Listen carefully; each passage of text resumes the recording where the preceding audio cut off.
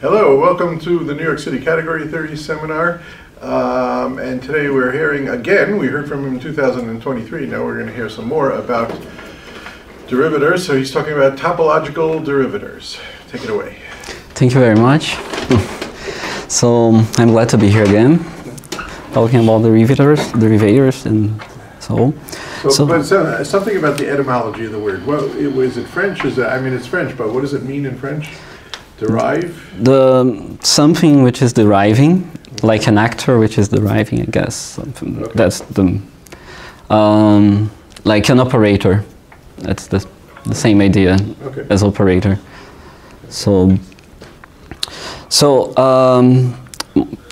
My talk is about. So is that producing a derived functor from a functor? Is that? Yeah, it's basically producing derived categories and derived functors. From something like that.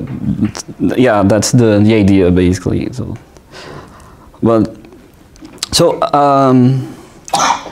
at the first part of my talk, I'm going to remind actually the theory of derivators, and then I will motivate why topological derivators, motivate the theory of topological derivators, which is the main subject of my PhD dissertation, indeed.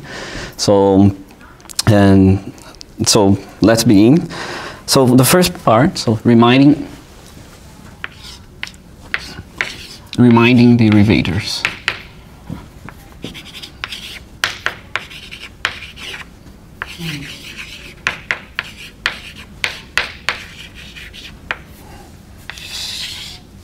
So the theory of the idea of derivators was proposed independently by Heller.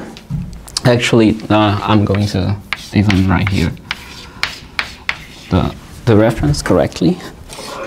By Heller in Homotop Theories in this paper.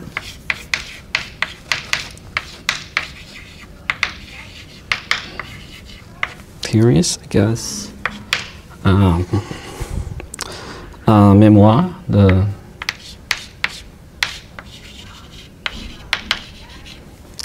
of MS of volume 71, number V. So it's in 1988, and by Grothendieck.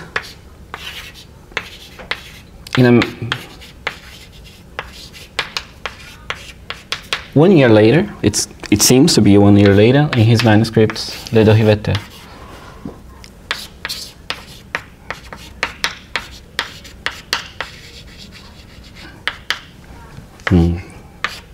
Seems that, not actually, 2 years later, but I think. And but why they thought about the idea of derivators? So basically, cohomology theorists and homotop theorists are generally, in general, they are concerned with the following problem. If you have a category, let's say category, and a class of arrows in this category. So how to understand the structure of the homotopic category, which is obtained by formally inverting all the arrows in W, the elements of W, which are the weak equivalences. So I remind that this category is the homotopic category can be characterized by a universal property. Sorry, what does that say? FL? FL is morphisms. Yeah, morphisms. Yeah, morphism, sorry. The arrows like. Would you say flash? Yeah, it's come flash. It's arrows or sorry, sometimes I just took it as a subcategory of F. Yeah, it's like the subcategory of the category of arrows. It can also be seen like this, W. But wait, so now what is that? the W, arrows, like Oh, arrow. Okay. Yeah, normally people write like this, yeah. Morphisms, right. That one I know. Yeah. But it could be so this homotopic category, general or something. it is characterized by the following universal property. So first, there is a functor which from M to the homotopic category, which inverts all the arrows in W.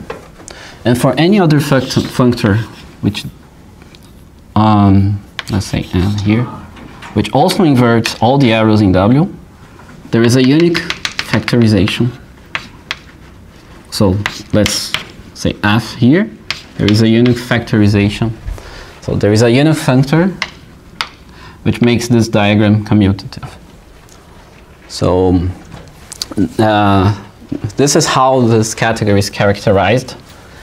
It can be constructed in many ways, but normally we use the Gabriel-Zisman localization. So the advantage of using Gabriel-Zisman localization is that the objects of these categories are the same, and gamma is the identity on the objects, but not necessarily on the arrows. The arrows of this category are very complicated in general. So how to understand the structure of these homotopic categories? In general, these categories don't have limits, co-limits, but they might have some kind of rich structure, like the structure of a triangulated category. Sometimes it depends of course it all depends of the category M that you're considering, but it's not easy to understand in general the structure of this homotopic category. And I will call a couple of this kind, so a couple of this type, like a category and a class of arrows, a localizer. So a localizer, so the first definition. Your gamma and your F and your F hat also all have to depend on W. The functor F here? All of them. I mean, what does it mean that, what is it, F to W? Here is N actually. Sorry. Inverses. I understand, but okay, so F takes everything in W to the identity. To an isomorphism. To isomorphism. Okay. Yeah. So F. So here the factorization only exists, and it's unique in this case, if and only if F inverts all the arrows in W. So it sends all the arrows, all the weak equivalency arrows in W to isomorphisms here. I think your point is if you change the W, you get a different thing. Yeah. So that's what you're saying, right, Nelson? Right, thank you. So, yeah, of course, this category depends on W, of course.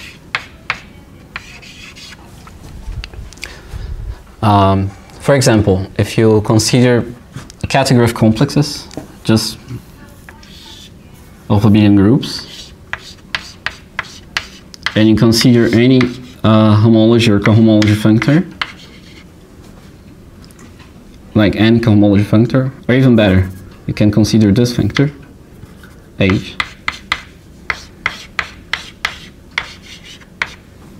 which sends a complex to the family of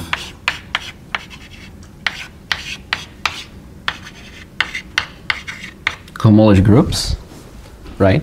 So this functor here, what are the arrows which are being inverted by this functor? Precisely the quasi-isomorphisms, right? The arrows between complexes which have the same cohomology groups.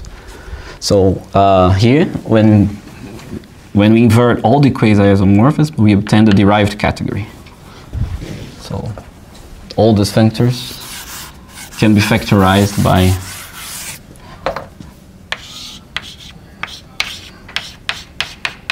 the derived category in a unique way. Oh, this. Sit down. Up or down? Yeah, What's the, sorry, unbounded, like unbounded. what's the W again? Sorry. In this case, Yeah. the class of quasi-isomorphisms, which are precisely the arrows between complexes, which are being inverted by the functor H star. Oh, by that particular. Yeah, by that particular. So in this case, I see. so and for any other, of course, any other functor Yeah. which inverts all the isomorphisms, there will be, let's say here, there will be a unique arrow such that this triangle here now commutes. So this is one of the examples, but another example is the category of homotop types per. So now if you consider the category of topological spaces, and you consider the class of arrows which inverts all the weak homotopic equivalences. So, and in this case we obtain the category of homotop types. But I'm going to talk about a little bit more about this later. So, no. But a localizer, so is a couple. Just a couple given by a category and a class of arrows, which is a couple. A localizer is a couple of this kind. So a pair of where M is a category,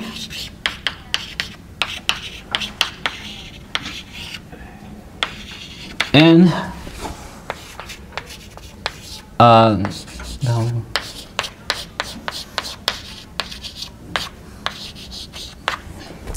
so but it happens that many localizers are presenting equivalent homotopic categories. So it can be that if you want to understand the structure of the homotopic category intrinsically,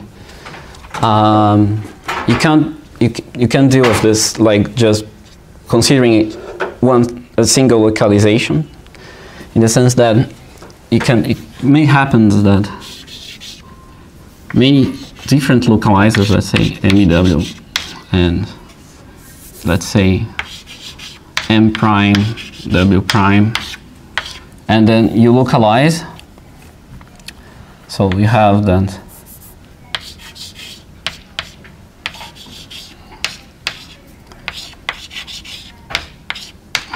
it happens it happens a lot actually. For example, if you can endow these localizers, the both localizers with equivalent model structures, and you can prove that there is equivalence between both, then there will be an equivalence between the homotopic categories. This is one of them.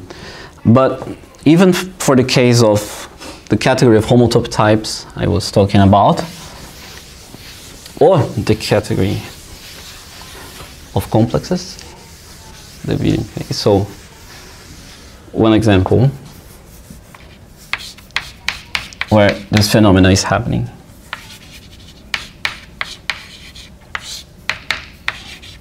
So one is that you can take here topological spaces, simplicial sets, let's say, complexes, or even small categories, and the category of homotop types. Even or CW complex also. Now those con complexes on the far right? Sorry? Con complexes after simplicial sets? Here's con complexes. Okay. Yeah, so you can consider the category of con complexes, the category of simplicial sets, the category of topological space, the category of CW complexes, and even the category of small categories. And we can define in each one of these categories a class of weak equivalences, defining the same category, that after localization, of course, result in the same homotopic category, which is precisely the category of homotop types. And this is one of the examples. Here we take just take the normal homotop equivalences. Here we can take weak homotop equivalences. Here the arrows, which are weak homotop equivalences after topological realization, geometric realization of simplicial sets. But also there is a purely combinatorial version of weak homotop equivalences here. CUNY complex is the same thing, and small categories. There is even a very beautiful description of weak equivalences in this case, which is almost axiomatic. So If you don't mind saying. the weak equivalences in small categories. Yeah. Take the nerve. Yeah. Two of them. But what's the notion of a weak equivalence in small category? So the idea is that there is a functor from small categories to simplicial sets. So Yeah. which is the nerve. Oh, right. Yeah. And you can define basically the class of arrows, which are after the such that the nerve is a weak homotopic equivalence. But there is a much more beautiful way to characterize weak equivalences here. Is that you can define the notion that was discovered by Grothendieck in Pursuing Stacks. Is that you can define the notion of basic localizer or fundamental localizer, which is basically you can consider a family of classes of arrows in CAT, satisfying a list of three very simple properties. There are three simple axioms, and if you consider the intersection of all these classes, you get precisely the class of weak homotop equivalences in CAT, the class of arrows which are sent to weak homotop equivalences by the nerve. Yeah. So there is a very beautiful construction of weak homotop equivalences here. Can you? A minimal, like it's a minimal class of arrows with respect to a certain family of classes of arrows. So this is There's another. I'm sorry. Is that the Thomason structure, or is No. that another one? yeah, the Thomason model, the model structure in here. You mean? Yeah. The Thomason structure, yeah. No, the Thomason structure is that the weak equivalences are equivalents of the categories, but you don't get homotopy. You get something else.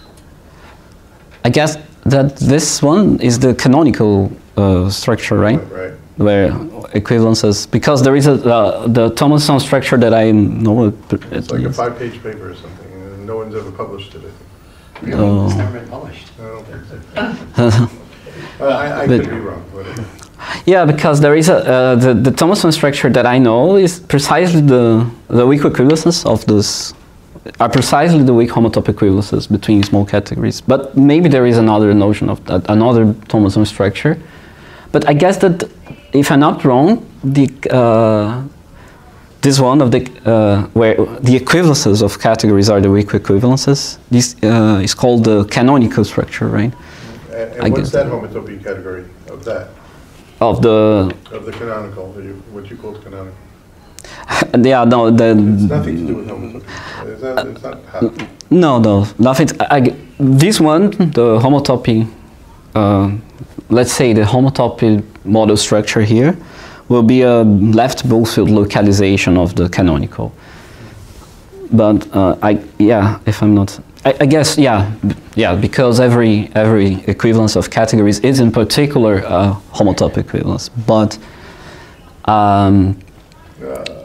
Yes, but it doesn't go the other way around. Yeah. Take a one-object category, take a single line, okay, the nerves of both of them go to a point, and so they're equivalent, topologically. But a one-object category in a straight line, this one-arrow category, they're not equivalent Well, that's categories. true. Yeah, that's true. So that's the other way around. So I guess the canonical is a left Boolsfield localization of the homotopy. That's true. So, but here we have this kind of but actually here there are many functors comparing all those categories and resulting in the same homotopic category. Another example is also we can think about is now simply show abelian groups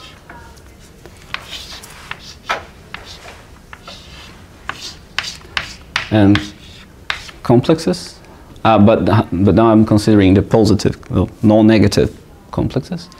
Here also we can consider the arrows. So here there is a forgetful functor, right? Just simply show sets, just forget the structure of abelian group, simply show abelian group. And we can consider the arrows here, such that the forgetful functor sends to a weak homotopic equivalence of simplicial set here. And this gives you a localizer here. And here we can consider our usual localizer with the quasi-isomorphisms. Both define the same, both result in the same, after localization, both will result in the same derived category, which is just a derived category of. Now here we have the Dotkan correspondence between these two categories. Actually, these are already equivalent categories, but more than that, they are equivalent category for the respective model structures. So, in some sense, this category is the homotopy version of the abelianization of homotopy types, right? So that's the... Okay, but let me go more.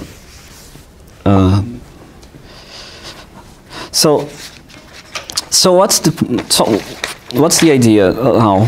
So from the perspective adopted by Haller and Grothendieck, in the very spirit of category theory, in order to understand the homotopy category, you have to consider to understand how this category is connected to other categories. So this leads to the idea of derivators and homotopy theories. So what's the idea? That for Haller, a localizer of this kind is actually a model. It's modelizing something like a homotopy theory. And for Grothendieck, it's a localizer of this type is actually presenting by generators and relations a derivator. So Grothendieck calls derivators what Haller calls homotopy theory. So in some sense, Haller is trying to is proposing an answer for the question of what kind of theories are model categories really models. So basically, you have the analogy between, let's say, formal theories, let's say first order theories, just like first order theories, and models of first order theories, models, and here we have homotopy theories. We can say that conceptually this is the perspective of Haller, and model categories, let's say. In a very general sense, right? No, not necessarily. Model categories are not put like model categories or localizers.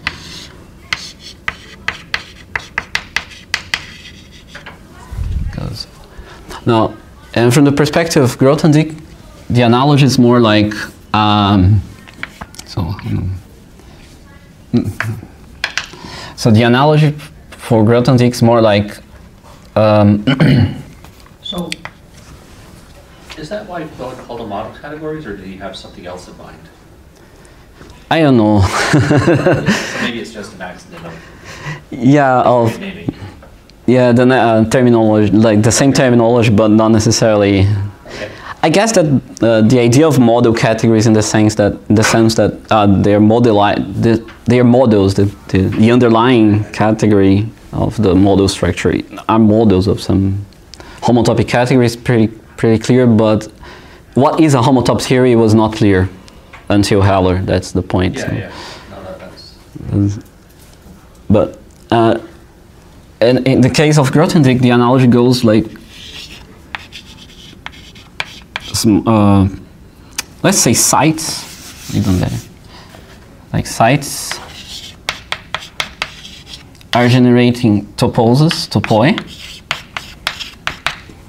and so. Well, that's somewhere you don't want to fight.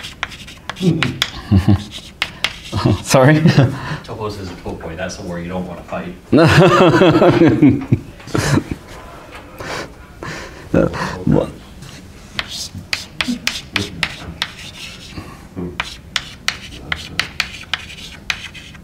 So, generating derivators. But, so that's the analogy, I would say, a slogan, let's say. So this is a perspective of Haller, and this is a perspective of Grothendieck. But they both will define the same object. It's not, there is no difference. But so we can say that Haller's perspective is more logical, while Grothendieck perspective is more geometric, topological, in some sense. And so. But what are, so we begin to the That's a beautiful picture. That's very nice. Yeah, it gives conceptual understanding, I guess, of what. And indeed, in the theory of topological derivators, I hope to get there, but I would like to show that both perspectives are kind of mixed, because in order to generate model categories internal to topoi, we need first order, we need logic in some sense. So,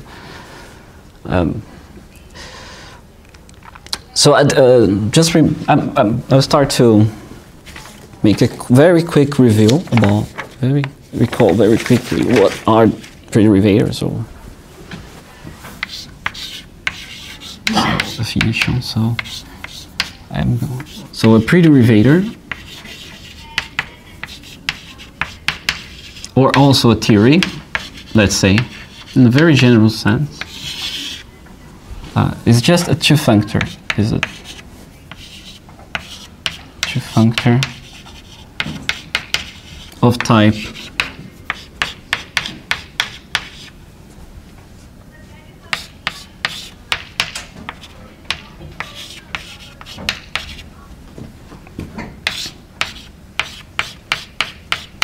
So here, the domain denotes the true category, both the category and the true category of small categories. And here I'm considering possibly very large categories.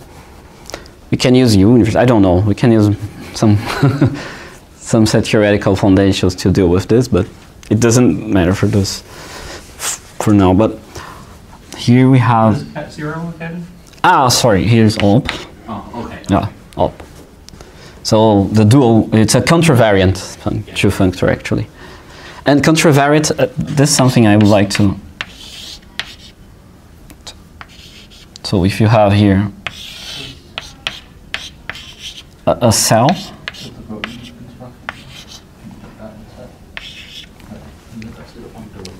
you have here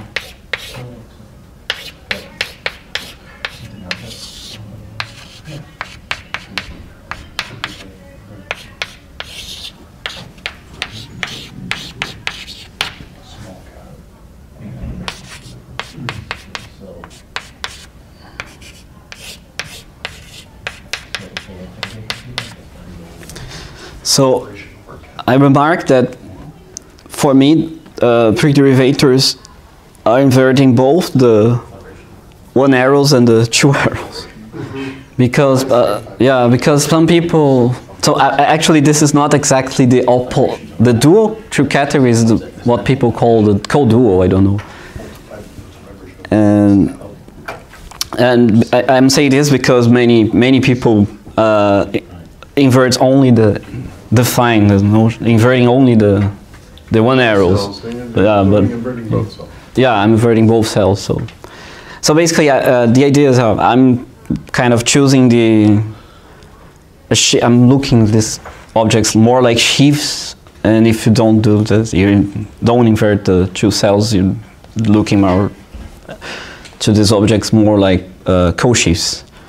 So I prefer to see them as sheaves. And there is the direction of the devil and the direction of God. Left and right modules, all these things. So it's like, but it's the same thing. It doesn't really matter. It's just a convention. It's just because I always consider sheaves and presheaves instead of co-sheaves. And okay, so this is a derivator. So the main examples, very quick. So actually, any category can be regarded itself as a pre-derivator or a theory. Let's see, because we can see we can define the pre-derivator which sends a category to the category of presheaves.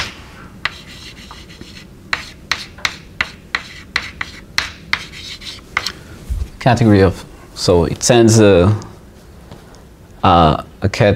small category I to this category, which is the category of presheaves over I with values in M. So this defines a pre-derivator, and if W is a class of arrows in M, a class of weak equivalences, you can define indeed a new localizer for each small category.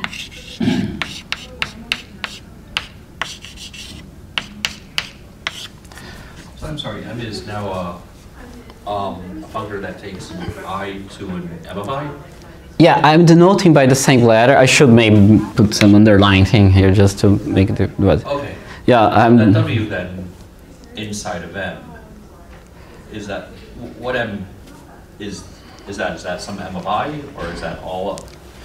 You mean W, now W. Oh, okay, okay, so this is a sort of a single W for all I, okay. Yeah, yeah. Okay. Use an original category, yeah. Right. So here, and what is this class? It's just a class of level-wise weak equivalences, right? It's the class of arrows.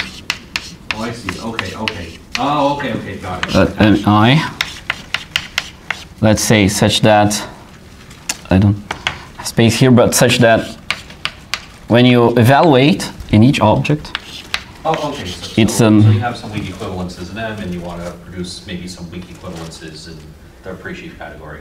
yeah, Got it. that's it. So for every object, of course.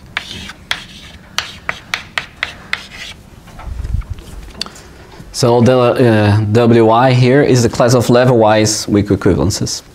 Let's say, or point-wise, yeah, it's better to say point-wise. Can I ask you? For some odd reason, you did capital CAT. Is there any chance of getting out of a set and going to class when you do localization? Yeah, in general, this will be the case by the construction of the localization.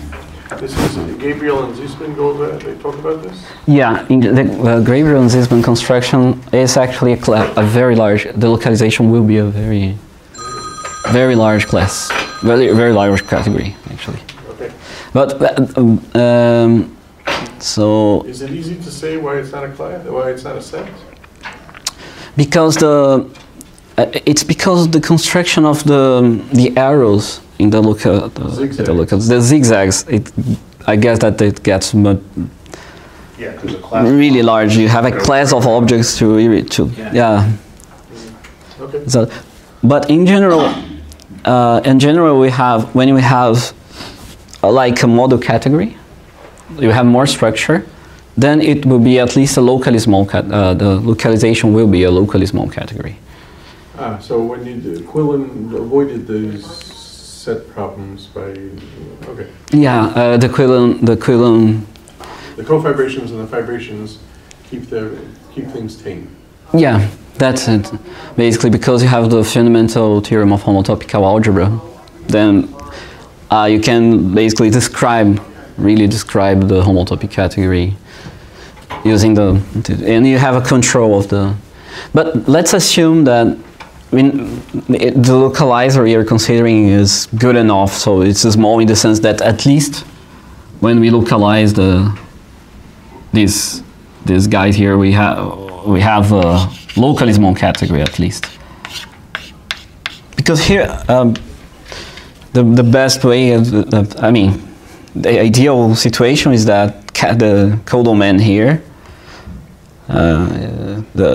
is composed just by locally small categories, at least locally small. But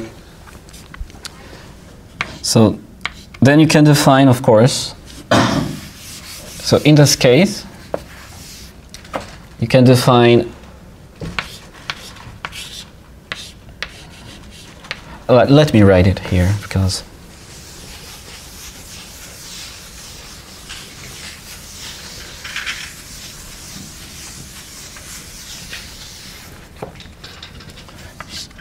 For each localizer, you can define this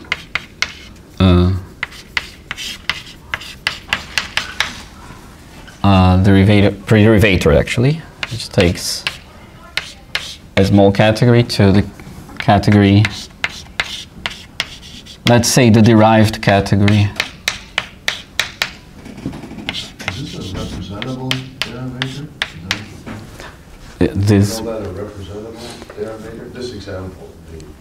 representable in what The sense? previous example. The first one. Yeah. Yeah, they are representable by a category. Fair to say that's a representable derivator? You mean the example of the category, Yeah. just a single category? Yeah. Yeah, it's fair to say. I guess that's actually the definition of a representable derivator, to be presented by a category. So the category of categories sits inside the category of derivators as representable. Yeah, yeah. Can you say that again, Thomason? The category of categories, small categories, whatever, sits inside the category of derivators Yeah. as the nice ones. Okay, so But we're not interested in a nice one. So, right, that's precisely because that's the point of the theory of derivators, that there are no representables. So the point is that the very point of the theory of derivators is precisely because The interesting ones are. the interesting derivators are not representable. Yeah. Maybe there's some kind of build Homotopic. up from representables. Co-limits of representables. They're not representable because their topology is not trivial. Is that it? Their topology in... No, because their homotopy is trivial. Yeah. That's the point. Yeah. Later. So he's really, in the representable ones, he's modding out by isomorphisms, which is just not interesting. He's localizing better. Yeah. Yeah, so... Why are they isos? The W's are not isos, are they? I think, yeah, that's the theorem, is that you can be representable if and only if your W is the class of isos. Oh. Okay. Which I makes believe it that. interesting. ah, Believe that. That's not unexpected. Yeah, in which case, yeah, it's a lot of work first. Okay. Actually, I guess that it's even given let's say an arbitrary. Like if you just take an arbitrary pre-derivator even. I think that's still an open problem to decide, like to characterize intrinsically in terms of the pre-derivator itself, when it's representable or not. It's not. Yeah, this is not we don't know actually what of course we can define what they are, but we don't know, like we don't know the intrinsic characterization of the representable pre-derivator. It's all presheaves, though. We do know what intrinsic characterization of a representative sense. Retract out of projective. Right. Yeah, That's though. but This must also be a retract of something, In this obviously, case, you're interested. in case it is. in this case, maybe it, No, but this is way complicated though. but it could be an idea, I guess. It's a good. I mean, I'm almost sure that this is an open problem, but I don't know. Maybe someone has. At least there is no published result Projective of is a this. retract over. Oh, I got it backwards, yeah. Oh, thanks. Yeah. But still representables are, yeah, they're atomic objects, yeah. So, No, it's something to do with atomic. so now I'm gonna give the axioms. This is the axioms for Yeah, derivators or the I had all- topological derivators? No, for now I'm just talking about derivators and normal prederivators. I'm still going to motivate the theory of topological derivators. Now, a derivator, what it is? So,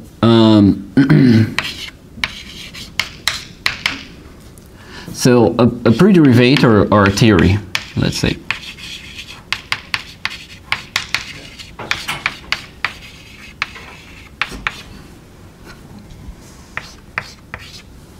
Here is a derivator.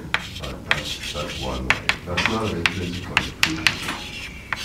That's not really. Or That's not it. oh, sorry. So prederivator is a when it satisfies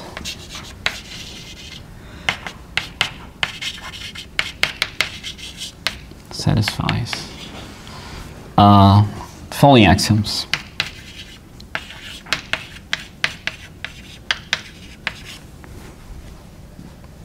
Following axioms. So the first axiom, very simple. It's just that it commutes with. Here it could. It depends. Some people just ask. It commutes with finite sums in the sense that it takes finite sums to finite products. Some people.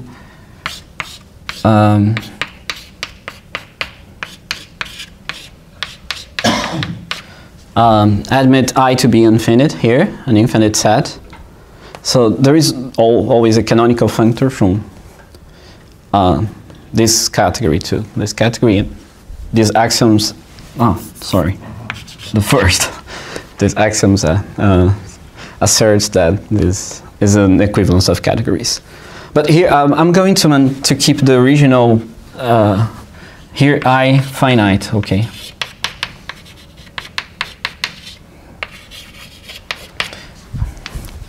In many examples, it works. It also works for I infinite set for an infinite family, but I will keep the original axiomatization. These sort of two functors that take disjoint unions to products. Yeah, Wow. it takes disjoint unions to products. It's only one. It's only the first one. Oh, okay. I'd say that's pretty simple. No, this is just the first axiom. Especially the R. The second axiom is that if you have, given a category, just remember this, given a category, you can see an object of this category as a functor from the point category, let's say, so to A itself, right? You just send the point here to A and the only arrow to the identity arrow. So actually the category itself is isomorphic to the category of functors, to the point to A. So I'm going to denote the objects very frequently. I'm going to denote the objects of the category as functors from the point category to A. I'm going to use this. Now this axiom just second axiom just say that given for any category,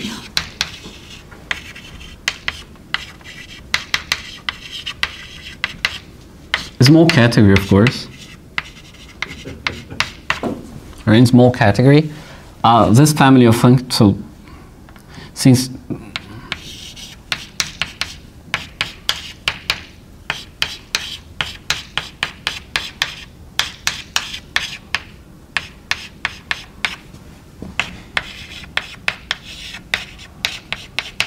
is jointly reflects isomorphisms.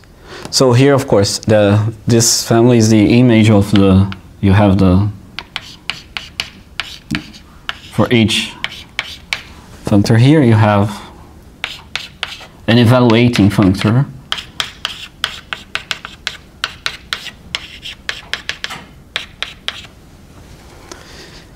On the other direction. So this, so for any category, this family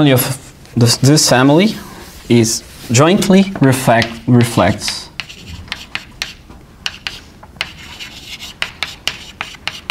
isos. Okay. I'm going to be very quick now. The other axioms.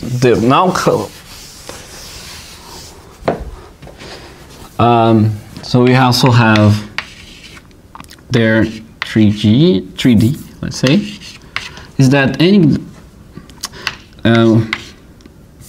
for any functor, basically you have a functor between small categories, then for any functor, the inverse image with respect to the prederivator D admits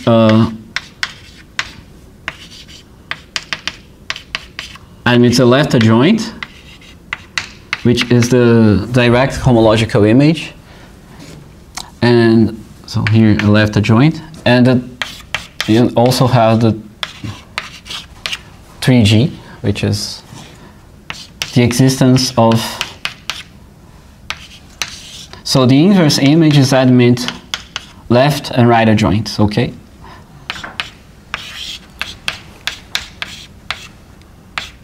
For a derivator.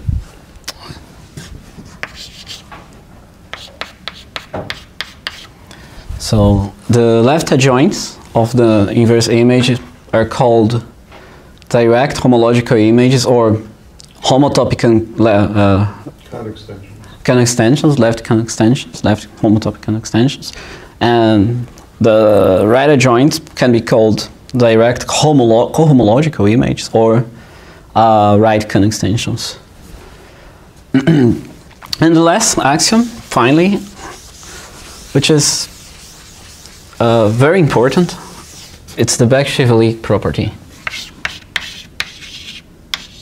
So suppose that you have a square, a Cartesian square of this form.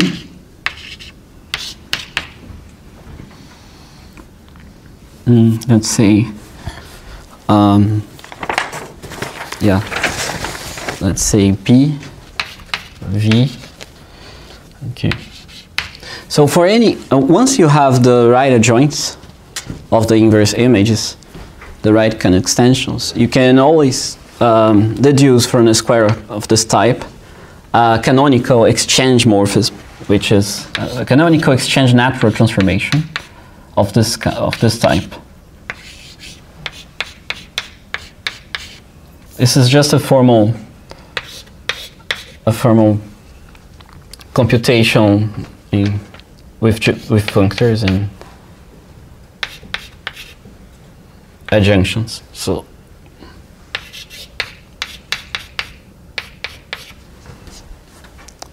yeah, we also for every Cartesian square, let's say, we have an exchange natural transformation of this sort, of this type, which is the exchange natural transformation associated to the square. And the last axiom just asserts that whenever this Cartesian square is such that P here is a local isomorphism of categories, and hence Q is also a local isomorphism, this exchange natural transformation is an isomorphism. What do you say, So- local isomorphism? What does that mean? Yeah. Basically,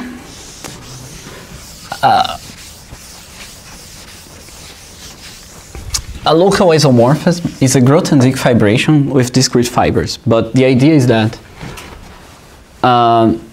suppose that you have, whenever we have a presheaf over a small category,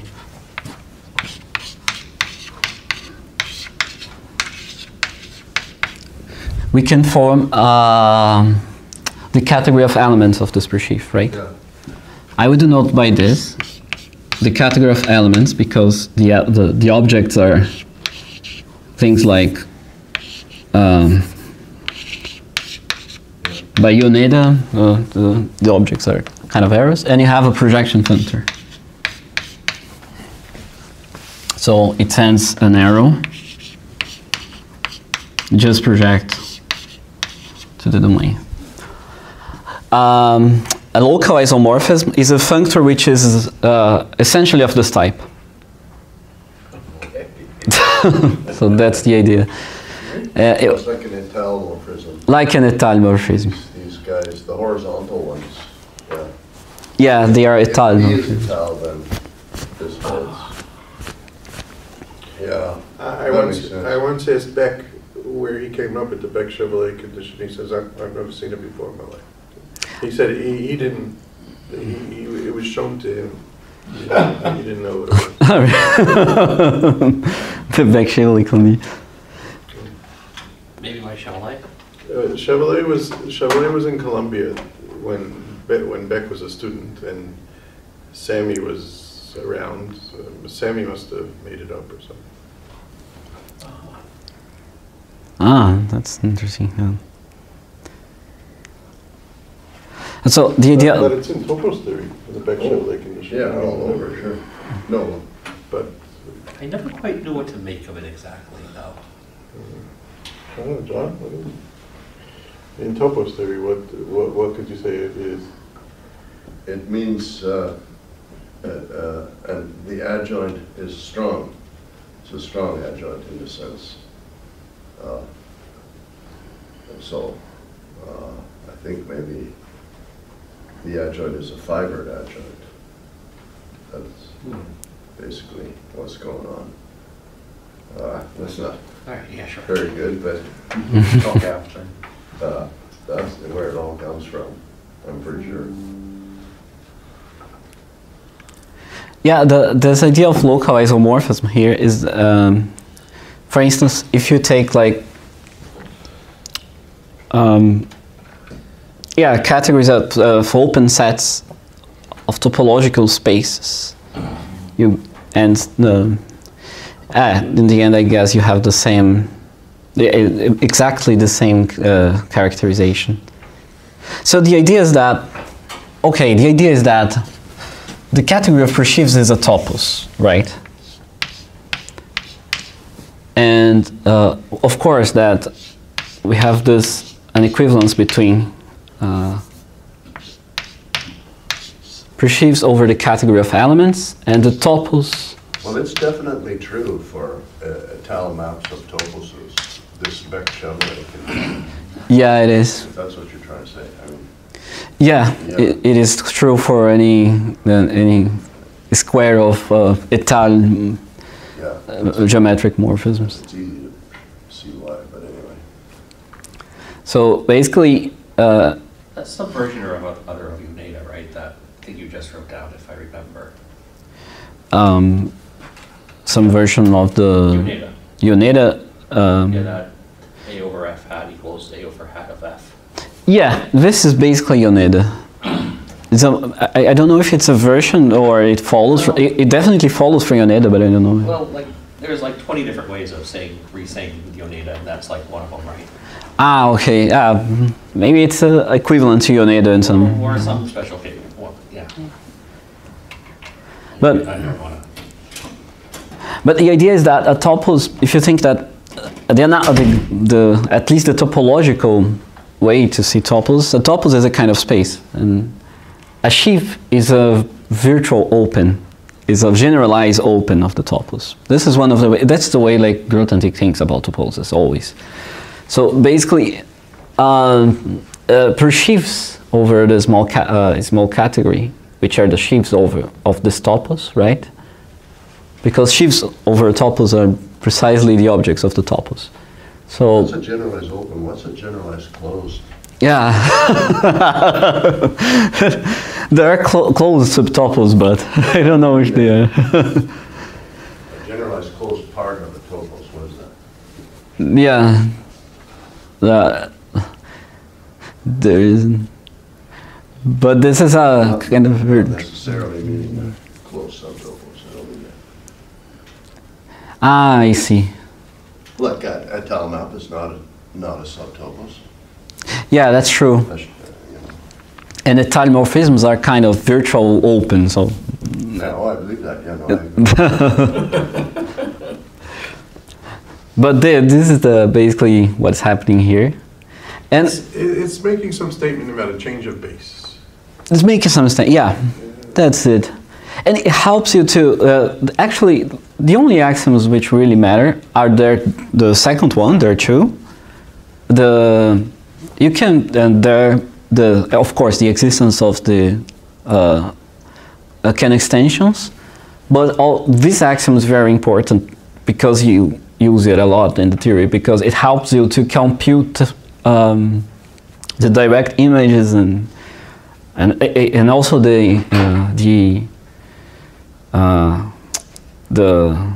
direct cohomological images and also the direct homological images by using this property I mean pointwise. It helps you to compute pointwise this. So for instance here we can derive formally just by adjunction arguments, duality arguments, that also we have. Now I guess it's the other. I never. So that, of course,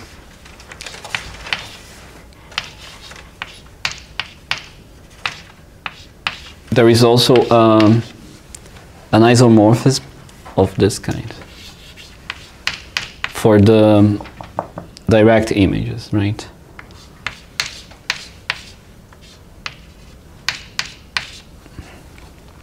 Because here there is a direct homological image associated to Q and so on. So from this actually this will be an isomorphism, if and only if this will be in the other exchange, the exchange natural transformation with respect to the direct to the left can extensions is an isomorphism.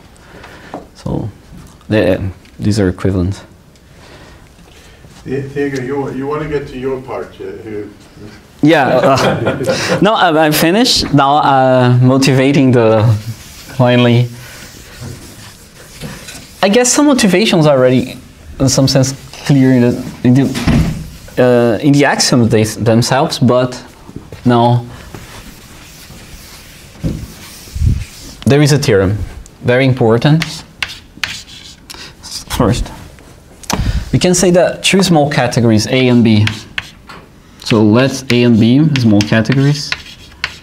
They are Morita equivalent, so the A and B are Morita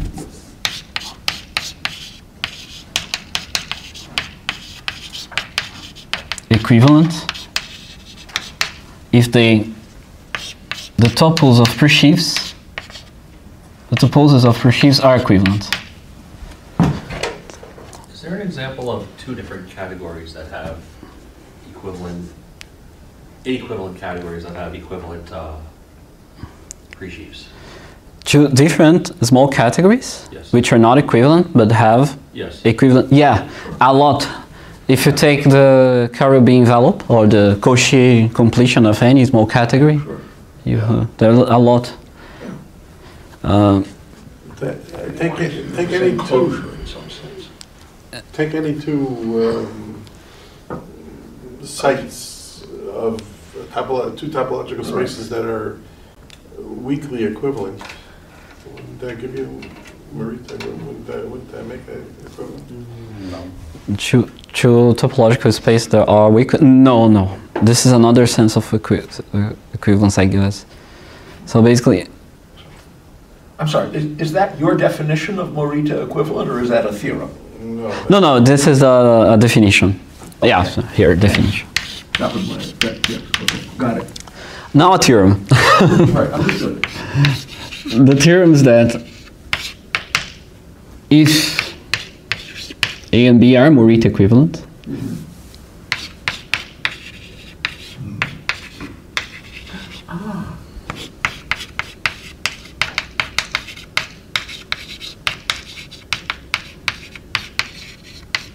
then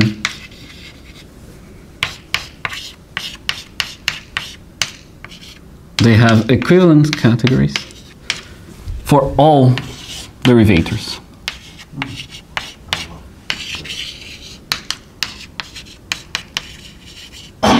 Is that an if and only if? If and only if. If and only if.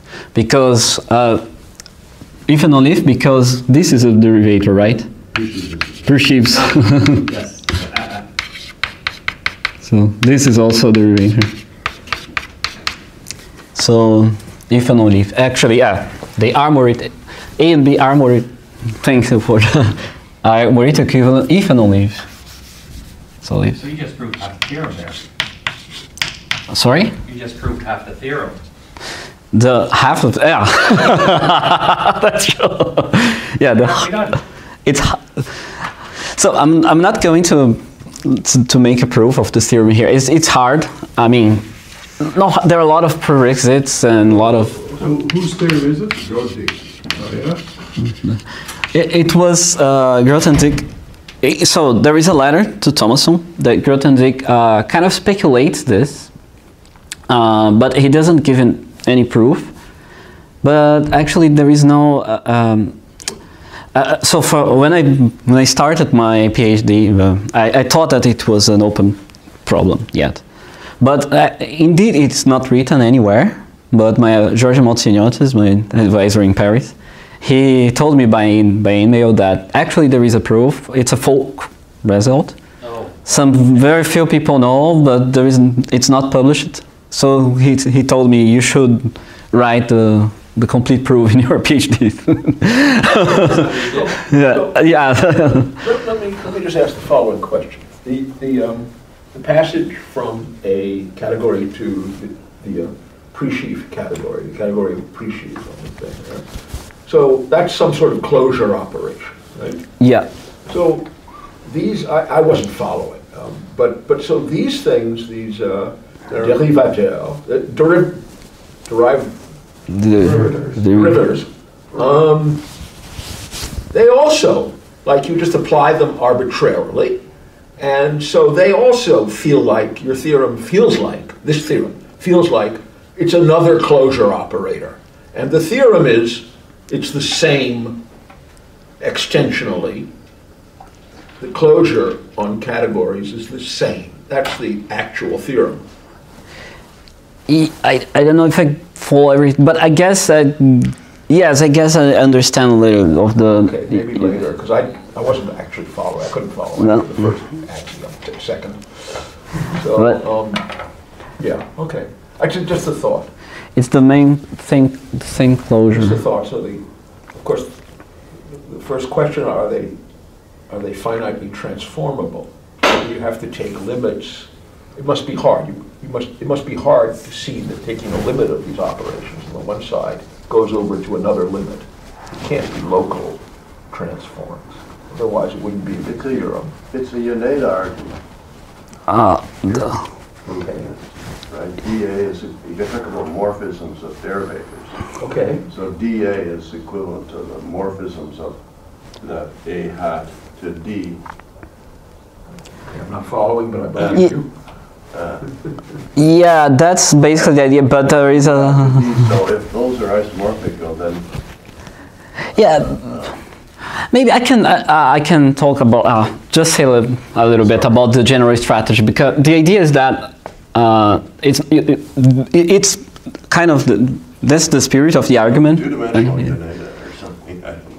But you don't. It's not a hat that we consider. We have to consider an enhancement of this. Oh. So because a hat it satisfies the universal property of completion. That's right, or co-completion. So in the sense that we have like let's see, functors commuting with colimits. But you didn't say what morphisms of derivators are. Here, but no, but here it's yeah. There is a notion of it's the usual notion of pseudo natural transformation. Modification. Basically modifications.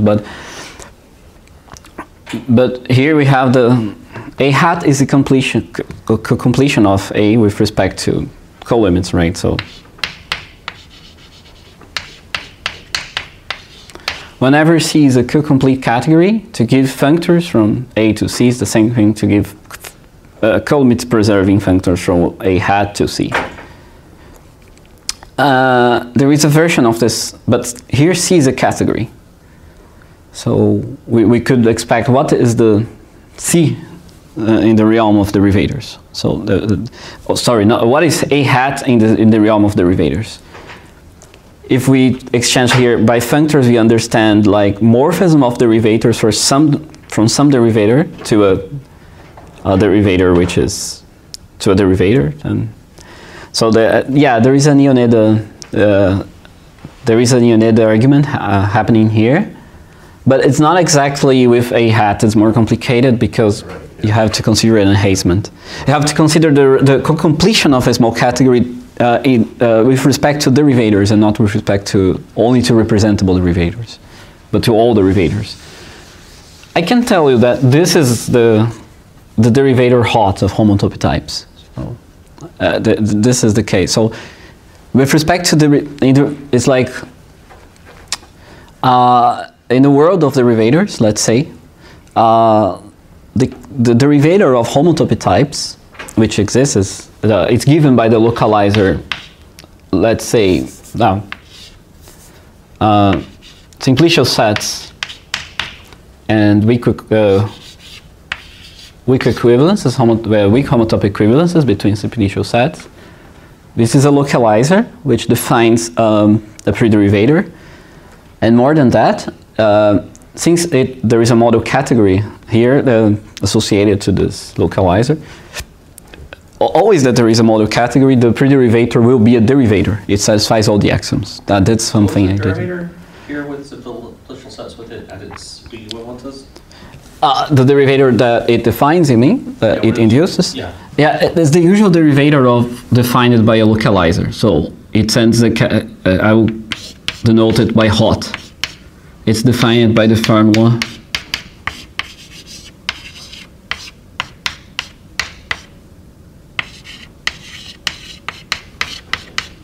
so you take a small category, you consider presheaves over the small category, simplicial presheaves, then you invert pointwise weak homotopic equivalences. I'm sorry, you said that at the beginning. Yeah, so this is the category of, so this is like presheaves of homotop types. Sometimes, and this is and when you can also do, yeah, there is a construction in the theory of derivators that given a derivator in a small category A, you can construct another derivator D with index A, which is given by the formula.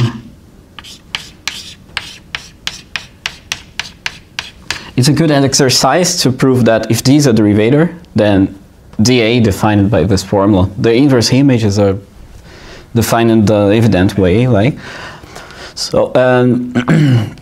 This is also a derivator. So since hot is a derivator, you can construct hot of A, right? And this is the right notion of presheaves in the sense of derivator. This is the homotopical completion of A, in some sense. So the homotopical completion of A is not a category, it's a derivator, which is this one. This fact of the universality of hot was already Heller was already aware of this in his he didn't have the proof, but yeah, but he was already aware of this, and Grothendieck also in his manuscript. He also noticed that hot plays could play this role in with respect to the derivators. So, and this is, in order to prove this theorem, you have to use the universality of hot. And then you can, so that's why I didn't want to. Before you erase it, is there any internal characterization of what it means to be Morita equivalent? I don't know. I suspect not. Maybe, yeah. I know, I know how to characterize. I'm even going to talk about this. How to characterize when a functor between small categories induces like a geometric embedding or geometric surjection, but maybe from this we could try to see if.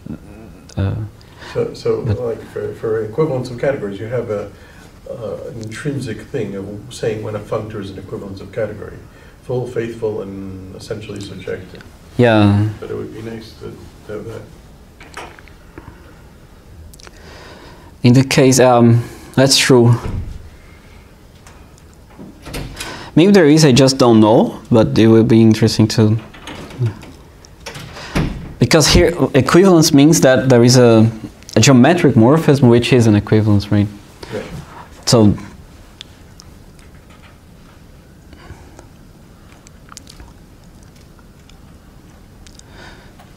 But this theorem, it's telling us that the derivators, the theory of derivators, do not depend actually on the small categories. They only depend of the topos of presheaves over the small category. It does not depend of the small category. It depends of this object. So, indeed, Grothendieck, in the letter I said, Grothendieck conjectures that. So you have the cat. You go to topoi. You just take A to A hat, right? Let's say. And he speculates that any derivator, I'm not going to put the op here, any derivator could be canonically extended to all topoi. Let's say the top. And he conjectures that that there always exists an extension, and this is essentially unique in the sense that any two extensions will be equivalent topological. However, what should be an extension if it exists? Supposing that some exists, what should be the kind of object? So this is a topological derivator. So this is why I started to develop a theory of topological derivators, which are derivators over topoi. And how did I achieve the axioms? What was my strategy? So the strategy is that I followed is that I translated, because you can consider like let's say top cat inside top topoi is the full subject category of presheave toposes, right? Toposes of the form A hat for some small category A. So consider just let's say categorical topos. A categorical topos is a topos of presheave type. And this is a subcategory, of course, of the category of topos. And the functor hat factors through. By definition, it factors through this category. Here, oops, here is not actually. So we have a functor. Sorry, so we have a functor here, which is also hat. And it happens that for categorical topos, we can indeed, there is a functor from this category to small categories, essentially small categories, which takes the essential points. Just here, I'm going also to put this symbol to remember that I'm considering only essential geometric morphisms, because it's not true that given two, let's say, two small categories,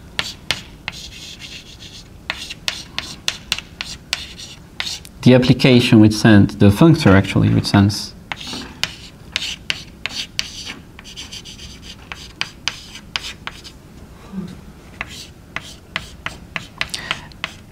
Is everyone familiar with the notion of geometric morphism, or should it's okay? Okay. And so there is a functor here. But this is an essential geometric morphism. So it's not true that this is full, of course, because not all geometric morphisms from A hat to B hat need to be essential. But it's not even faithful if at least A and B are Cauchy complete or Cauchy complete. That's why we have to consider the full subcategory of Cauchy complete, small categories. But here there is a functor in the other direction, which is the Cauchy envelope, right? It takes a category and sends to the Cauchy envelope of this category. And A is Morita equivalent to its Cauchy envelope. And there is a functor here, which is essential points, let's say. Is K a left adjoint or right adjoint? I guess that it's a good question. All right, never mind. I guess it's a left adjoint, maybe. I guess it sounds more like a left adjoint because you're completing with respect to idempotent. That is because that's the unit right there, A to KA. Yeah. No, because there's a unit A maps into its idempotent completion, so yeah, it's a left adjoint. It's a left adjoint, right? Yeah. Yeah. I'm pretty sure. Yeah. But here, point is just the category of essential points of the topos. So, geometric morphism such that the inverse image component has a left adjoint. I denote the essential points with this notation. I don't know if it's...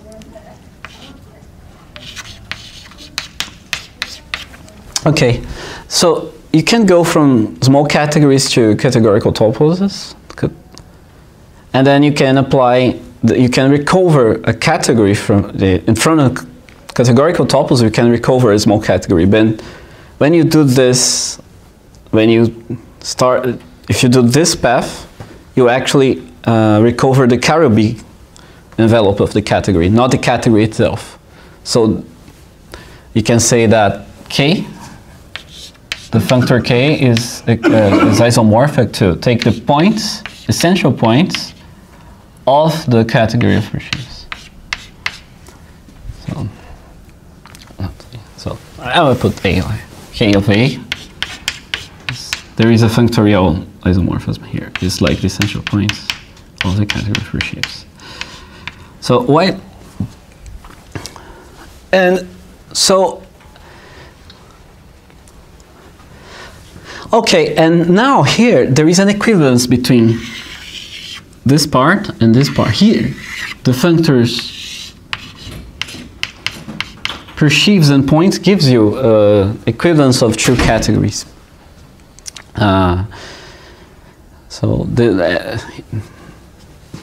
So here there is an equivalence between. But the point is that since the derivators are Morita-invariant, they only depend of the topos of presheaves over the category, then actually for any derivator we have that d of a is equivalent to d of the Caribbean envelope of a. Right? Or the Cauchy completion of the I see. I always wondered about why it was named the Cauchy completion, and what it looks like you're saying is that when you take your topos and you add all the points that it should have into it, that's your sort of Cauchy completion, right? Is that the sort of picture one should have? I guess that, yeah, something of the sort, something like this. Yeah. Okay. Yeah. But here, yeah. So basically, you can. So what? Yeah. Here. So the theory of derivators, actually, which is normally defined here over small categories, can be, let's say, rebuild here with the domain being categorical topos. That's the via all these functors here. So, and that's what I did, and I rewrote each one of the axioms just in terms of the geometric morphism induced by a functor, without using any other, and without using the fact that the geometric morphism is essential. So, and we can do this indeed. And once we do, we obtain the axioms of topological derivators. So whenever if there is an extension, in particular, we could restrict the extension of the. Let's say if we have a derivator which extends to topoi, then in particular it could be now restricted again to categorical toposes, and we could restrict again to small categories via this. This is how you're going to prove the theorem. No, this is how I obtained the axioms of topological derivators after the theorem. The theorem is the first. The theorem of Morita-invariance is the first part of the whole story. Okay. The first motivation, let's say. Now after the theorem, we can do this, and we can rewrite. For example, just there are two. Thiago, you got 5 more minutes. 5 more minutes, okay. Oh, I had so much more to talk about. I know. Sorry. You guys are going out. Yeah, I'll go again. Yeah. So 5 more minutes. I'm just going to. I would just give you the axioms of topological derivators to finish, but.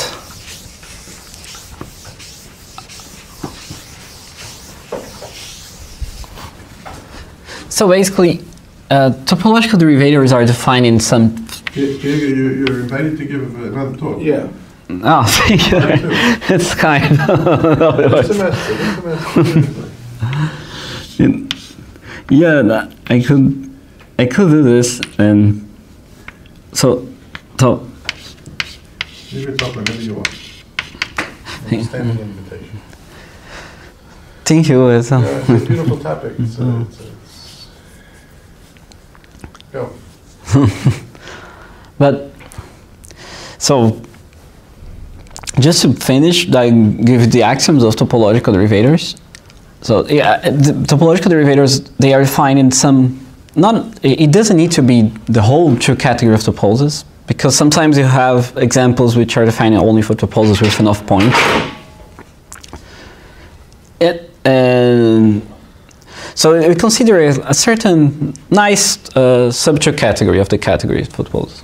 A nice one, like categories with enough toposes with enough points, or it could be locally connected toposes. It could be Gaussian toposes, or like toposes which are locally Gaussian toposes.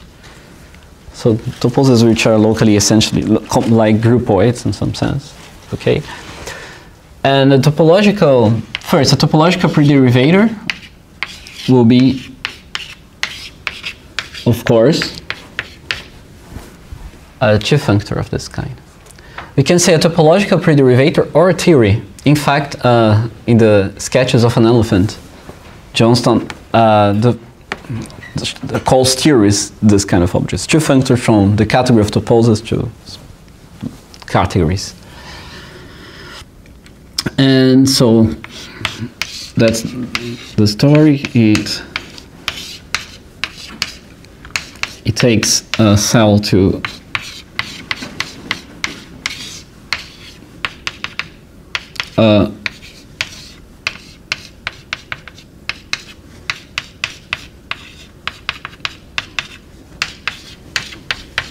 cell. And here again, that's a. I used it for me. The natural, geometric natural transformation between two geometric morphisms is a natural transformation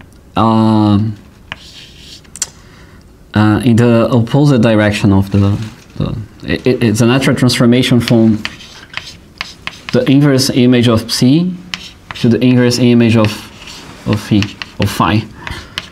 Not because many authors define the other directions, but here. So this is a topological prederivator. This is the definition. It's just a true functor of this kind. Of course, we know a lot of examples. For instance, any geometric, first-order geometric theory defines one, and these are the representables in this case. The representable topological derivators are precisely in this case the ones which are given by a first-order geometric theory. What about just the underlying category of the topos? It is not actually, because a morphism of toposes is a geometric morphism. Yeah. If you just consider like functors, so it is not necessarily representable in the sense. No, I'm not saying that. I'm saying that's an example of a D. Okay, yeah, of course. This is another example. Most basic example. I'll show you also logos or whatever. Anyway. Yeah, just like the most basic example. Why don't you call these geometric derivators, not topological? They should be called geometric. Yeah, I don't. Some people also suggest me to call them topological derivators, but Maybe, yeah. it was late when I decided for the name. It was already topological derivator. Let this be. Oh, you didn't decide on the name. No, I did, but yeah. After I decided, a lot of people suggest me other names like topological derivators and so on, but it was too late. I think you should just name them after me. Please. Get him after Beck. No.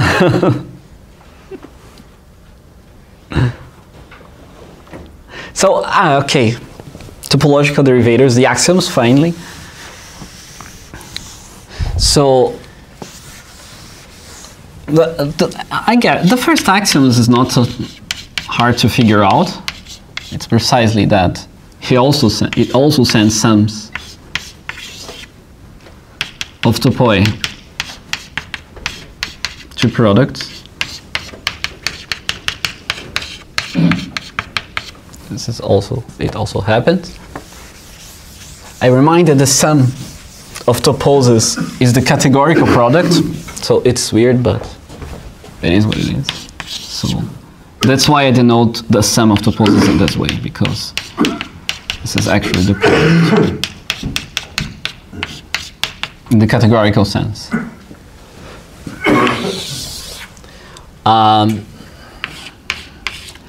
Yeah, here for the conservative axiom, there is a there is a definition I have to introduce before I write this axiom. So a family of geometric morphisms. I call a family of geometric morphisms, let's say,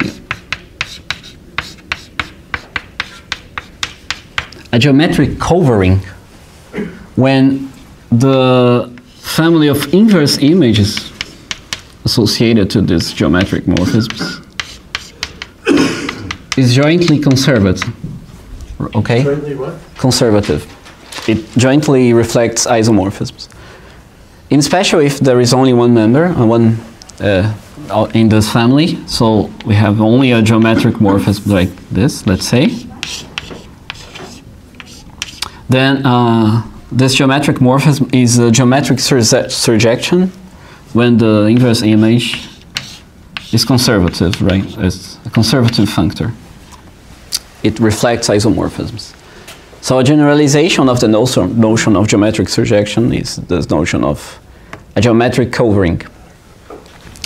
For example, if X is a topos with enough points, then there is always a geometric covering of this form, right? Of points.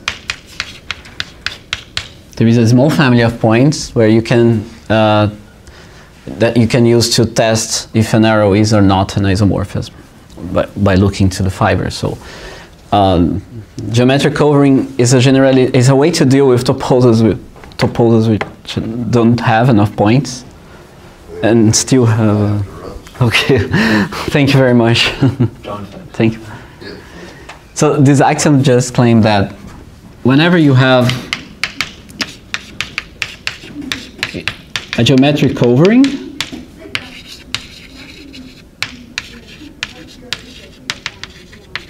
then the family of inverse images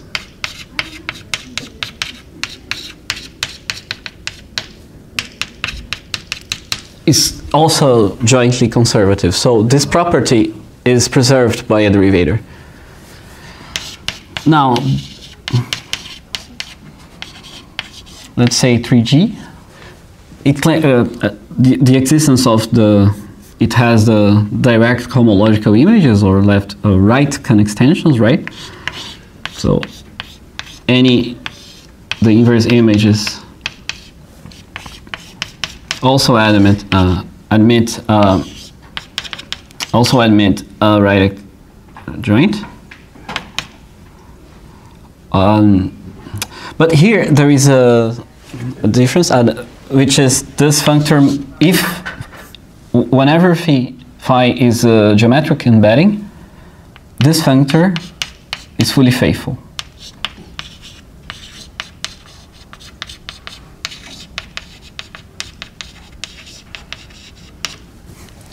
And finally, the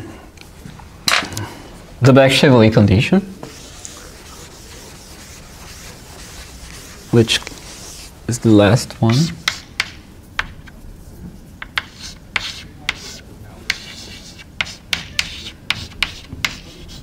So that if you have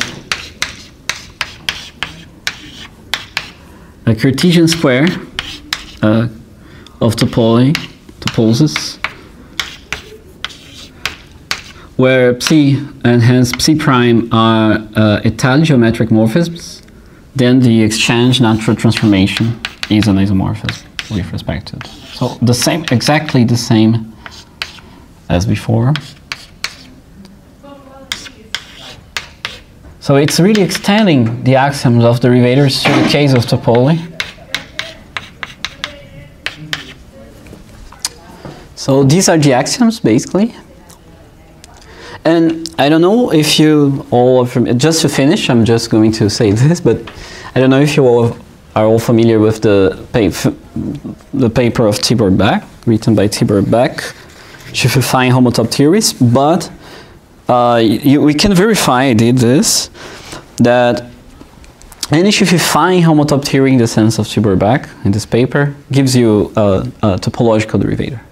So you can you can deduce a topological derivator for anyone Schiffifying homotop theory in the sense of Beck, which is, and it gives you a lot of a good source of examples of topological derivators. So there is a lot. So I guess I'm going to.